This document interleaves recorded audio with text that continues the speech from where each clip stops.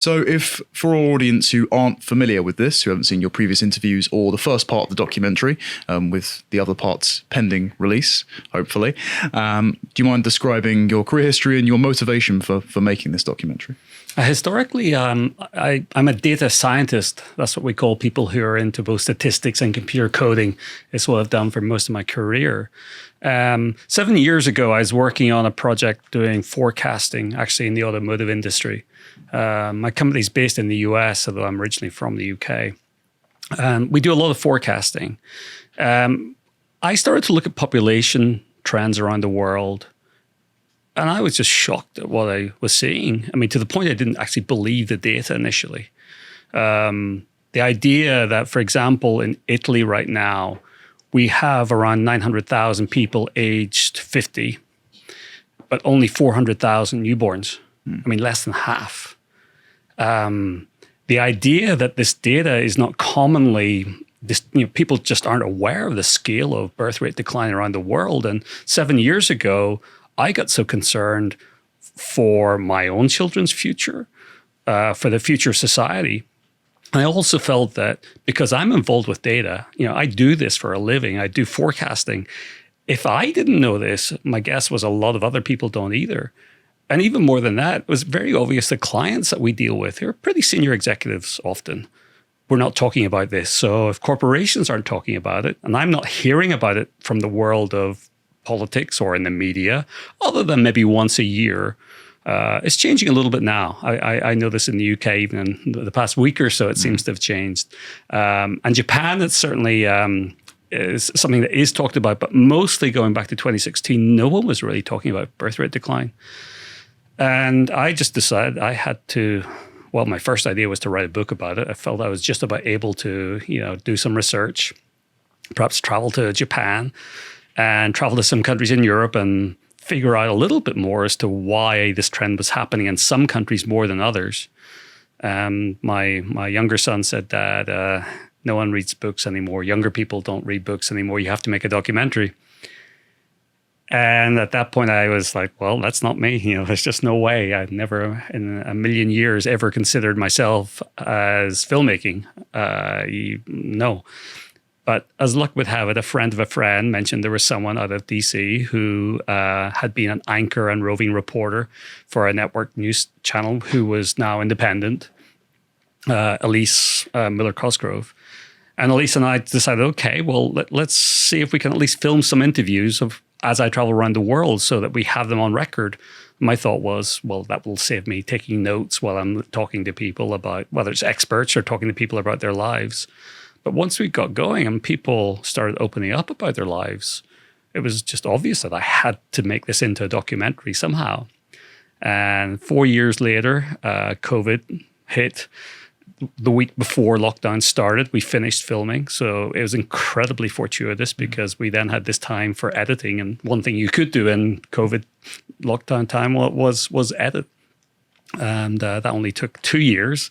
So this project, all in all, has taken about 7 years of my life. And I was delighted to release the film. It was entered and successful in the New York Chelsea Film Festival. We got 2 versions released there, in fact. And now I'm looking forward to the next part of this journey for me, which is trying to work with anyone who will listen, whether it be governments or corporations or people, communities, about how we solve this problem.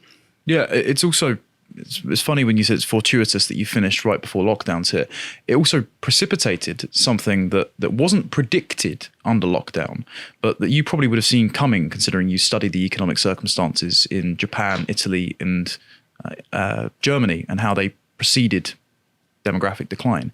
And that is that when lockdown happened, we got articles over here and in the BBC saying we're going to have a lockdown baby boom, because obviously when people are at home, they don't have much else to do. Therefore, they thought there's going to be a massive jump in conceptions. And about a year or so later, they were interviewing couples. And I remember an interview the BBC did with an Italian couple specifically. It might have been CapEx. I'll get the article. And one of them said, we don't believe that the economic circumstances are going to be right for us right now because of lockdown specifically to have had children. So people were at home and the whole time not producing any more babies, even though they had no excuse not to. What was the situation in Italy that first pricked your ears up to this then? Well, going back to the 1973 period, the original, yes. And by the way, you're right. For lockdown, COVID, I was already predicting based on what I know happens during times of uncertainty that there would be a decline in births, and that's what we know did happen mostly. What I was trying to do was find out what happened in Japan, Italy, and Germany around 1973, 74. Germany a little bit earlier. Because we saw very sharp falls in birth rates at the same time on both continents. And this also includes other countries like Spain, Italy, Austria, Portugal, but I had really rich data on Italy and Japan in particular. And, you know, I took the longest time before I really jumped to conclusions, but it was obvious that something had happened around the summer of 1974, July 74. And for Japan, where there's remarkably detailed data, if you look at all of the individual prefectures of Japan, we saw this common trend, whether it was like an urban area like Tokyo or Osaka, or a very rural area like, you know, well, there's so many, Aoyama to take one. So I decided to do a test as to statistically how likely it would be for every prefecture in Japan to suddenly have a shift downwards in 1 month. And it was like 1 in a million that would ever happen all at the same time. And I sent a young researcher to the National Library in Tokyo, a Japanese young woman who spent days looking at what would have happened in July 74. And we couldn't find anything until I realized I was being incredibly silly. I then said, try to look 9 months before July 1974, when conceptions might have been happening. And she called within minutes and said, it's the oil shock. I think it was October 9th or 10th, if I remember, 1973. The oil shock hit. And all over the front page newspapers in Japan, there was stories of shortages of the basics, worries about inflation, increasing costs. And why? Well, Japan has very few natural resources in terms of energy. It was the world's largest importer at that time. So you had a country which was booming economically, booming in terms of babies too, suddenly put in this position where there's uncertainty. Now, if you look at Italy as well, academics say Italy was also one of the worst hit by the oil shock. And we saw the same thing happening there, the same uncertainty. So what we then did was look at other crises around the world. We looked in South Korea at the currency crisis of the mid-90s, and particularly the 07-08 mortgage Lehman crisis. And we saw every time there's a crisis like this, we see a huge shift in birth rates. But not all birth rates. If you're willing to continue, just to explain what we actually discovered. Please do. In all of these places, if you already had a child during a crisis, it didn't affect the likelihood if you had one that you're going to go on to have 2, 3, 4, 5. In fact, if you have one, there's actually an increase, acceleration in having 2 slightly. But if you had no children, the number of people starting families for the first time fell drastically. So if you take Japan, for example, Italy is almost identical, but childlessness in Japan in 73 was around 3-4%. Within 3 years, it was up to 22%, and very quickly beyond that, it went up to over 30%, where it remains today. So you have this overnight shift in demographics. And demographics usually change very, very slowly, over generations. So for something to happen inside 3-4 years, in Japan, in Italy, in Germany, in Spain, Austria, etc. And then if we move to 07-08, childlessness in the US was around 15%, which is not unusual for more developed nations now, but it went to 35%, again, in a very short period from 2008 to 2012. So we're seeing these remarkable fast shifts. And what that relates to is a delaying of parenthood. It's not people deciding, oh, we don't want kids. These are people who were planning to have kids. We know that because you don't get shifts so quickly en masse, people deciding not to have children. So these were people who were pulled into what I call unplanned childlessness, simply waiting in the expectation they'll have a child in a few years. And then that opens up a whole other part of the story. Why is it that people then often do not have children? when they intended to? And why is it that after these crises, the societal childlessness never goes down, once triggered? And those are big questions. It's still something that merits further research, but the trend is very, very clear that unplanned childlessness is causing low birth rates. I remember in your conversation with friend of the show, Chris Williamson, you cited a particular data set that said, of the women that suffered from unplanned childlessness by the time they were about 40 years old, there was about 10% who had said they never wanted children.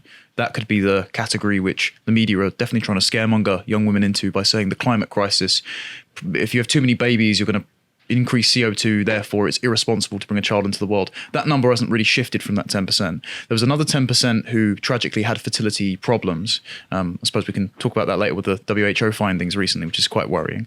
But then the rest of the 80%, they succumbed to unplanned childlessness of where they'd always intended to have a child, but they cited economic conditions or not finding the right man at the right time or just never getting round to it. And so it is quite disturbing to know that people's best intentions are being waylaid through poor planning or through unforeseen circumstances, and that they're ending en masse up very, very lonely. I think you're right to be concerned about this epidemic. I mean, I can only speak to personal experience. I'm 24, and looking at the post-lockdown inflation in the UK, looking at the high rates of mass immigration, which is probably about the only time before this week, which I'm sure we'll touch on later, where you heard about birth rates. It was always the justification for the need for immigration. Looking at the knock-on effect of that for housing prices, since 1997, house prices have gone from 3 times the average income to 12 times. One of the main things I want to do in my life is be a dad, and your documentary has actually accelerated my timeline. But you do get a crushing weight of, okay, how am I going to afford a wedding? How am I going to afford a house deposit? Inflation's eating away at my savings. It puts you on a clock, and it is pretty harrowing. So I'm not surprised that lots of people are feeling this way.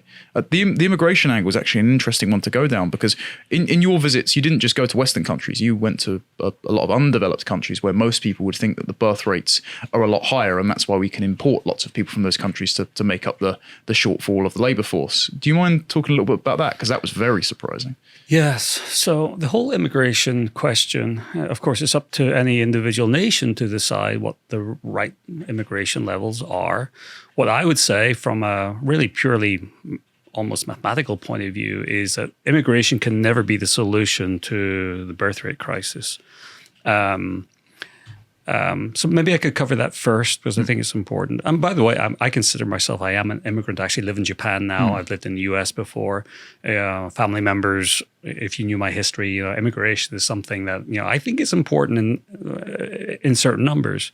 But the idea that you can replace the babies that you're not having with immigrants, well, maybe you can. But what happens, and I think it's universal, is either in the first generation or by the second generation, immigrant families are having the same number of children on average as the original domestic population. So you get a situation where very quickly the birth rates are, back to where they were. In fact, they rarely go up at all. Then those immigrants, of course, get older and need supported. So what you then need is more immigrants. And then more immigrants and more immigrants. And mathematically, that will never end. It's not as if immigrants are balancing the birth rate at all. Now, can immigration play a role in balancing this? Yes, sure, but it's not the solution. You need a solution first, and then you need to perhaps look at immigration as a way to balance things a little bit quicker than they might otherwise have. No, that's just coldly from a mathematical point of view. What I found did surprise me. You're right. I went to Nepal. Now, Nepal's overall birth rate, the average number of children per woman, is now at or below replacement level. So it's down to 2. It was, I believe, 7, 20 years ago, and an incredibly rapid transformation has happened there. And I met with the head of the Department of Demographics of the largest university in Nepal, Kathmandu, and I wanted to talk about the birth rate trends and how Nepal might be looking to, he was a government advisor, to kind of lessen the descent of birth rates. And all he wanted to talk about, almost all, was migration. and how painful it is for Nepal that all the young people are leaving. Yeah. You know, here's a poorer country that's developing quite quickly, that should be benefiting from the demographic boom of having a young, pretty educated, younger population, but the people who are most population are leaving. And then there's another side to it as well. Very often it's actually the men that are leaving. And in the case of Nepal, the example was given, often they go to Dubai, for example, and the young men either are not married, which means there's another young woman in Nepal that he might match with who's waiting and not having a family, or they are married, but the young man is getting 3 weeks leave per year to come back and try and think of creating a family in 3 weeks, once a year. So you have this rocketing childlessness in Nepal. And we went up with the Himalayas, 3 hours by drive, so of course nowhere near the top, but still up into a very rural region. And we just saw these old people sitting on their own, just doing nothing, just looking forlorn. And the conversation in those villages were that, their children had gone either to the cities or overseas. And yes, they were getting remittances, they were getting some money back, but these older people, often women, given women live longer, it's not the money they needed, you know, it's family, it's community. So the heart of the community of these small villages is being torn away. And I'll give you another example I haven't talked of before. We also went to the Andes and went up high in the Andes to a small community on harvest day and filmed these farmers who were celebrating because they'd had a bumper harvest that day. And I interviewed 2 sets of farmers, and they both happened to have 4 sons. So 8, young farmers between the two older couple. And I said to them, "Where are your sons? You're all in your 60s.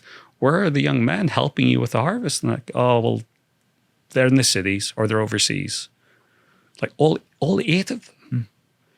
And I asked one farmer how long he and his family had lived in the Andes. It was 15 generations. And I asked, "Well, who's going to continue?" And he said, "Oh, they have to come back. They have to come back. Or my grandchildren, they have to come back."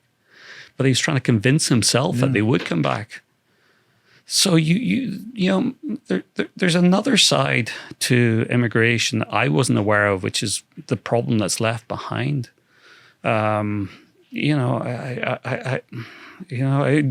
You're interested in this? I'll tell you another story. I was in Germany, and I wanted to find recent immigrants from Syria or Lebanon. I think I found a young couple, and they were pretty educated, but they were in Germany. And I asked them, were they planning a family?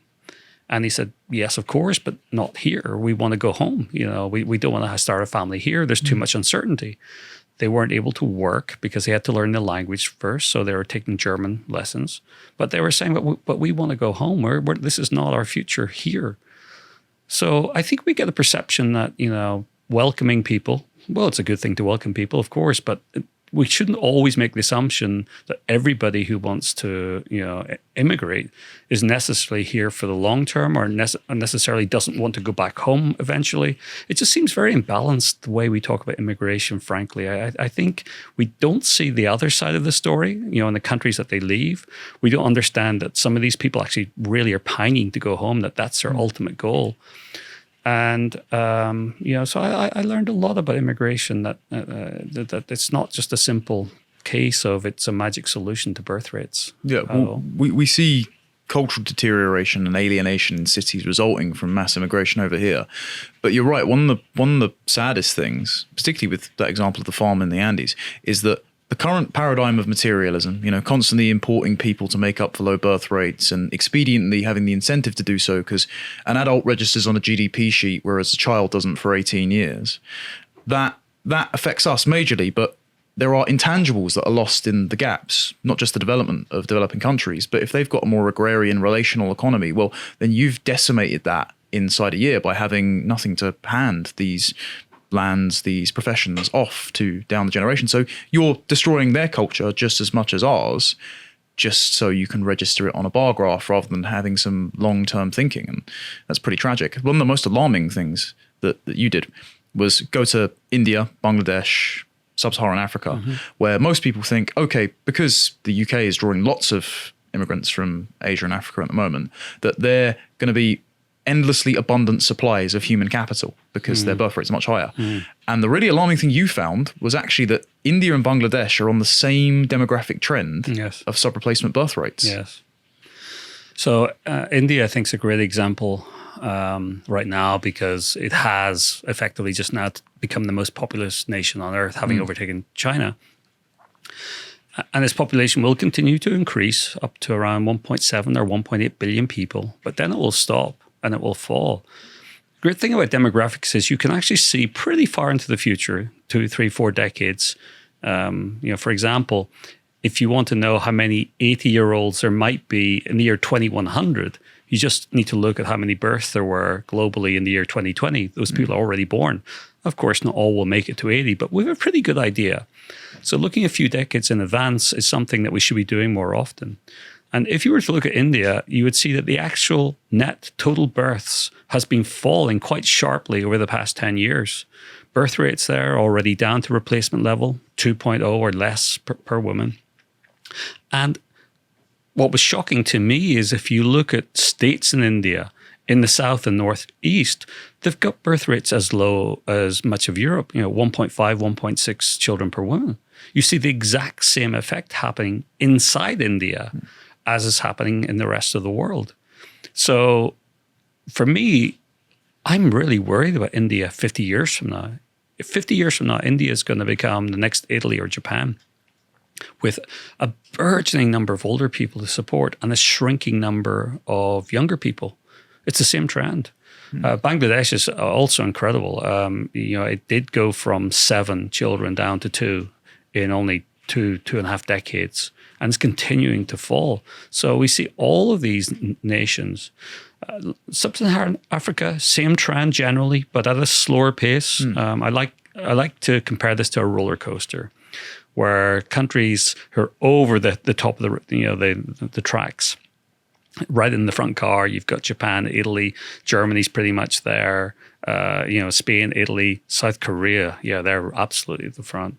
Then you've got the UK, US, a little bit further back, but not that far back.